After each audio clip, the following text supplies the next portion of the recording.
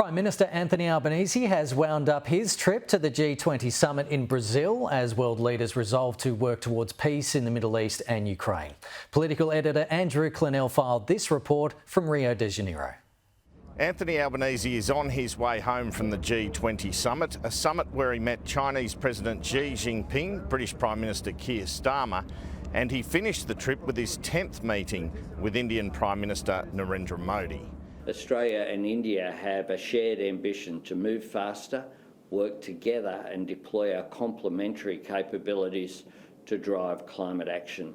And I'm pleased that we were able to launch the India-Australia Renewable Energy Partnership, which will provide the framework for practical cooperation in areas such as solar PV, green hydrogen, energy storage, two-way investment in renewable energy projects, but also as well, importantly, upgrading skills and training for the renewables workforce of the future.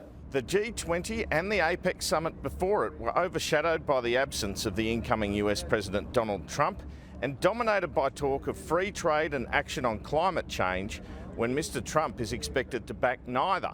Anthony Albanese did not let the Trump agenda alter the position of his government at these summits and must now wrestle with the differences Australia will have with the country which he says Australia forges its greatest alliance with. The PM argued for free trade, the growth of renewable energy and an end to the wars in Ukraine and the Middle East. A joint leaders' declaration at the G20 called for a two-state solution in the Middle East and for leaders to work towards peace in the Middle East and Ukraine. Ahead of the PM in terms of more overseas travel, should he be re-elected, are another trip to China next year, a Quad leaders meeting in India, and an all-important audience with Donald Trump, you would imagine, in Washington. Even taking into account the rapprochement with China, the meeting with Trump would be Anthony Albanese's sternest foreign policy test yet. Andrew Clennell, Sky News, Rio de Janeiro.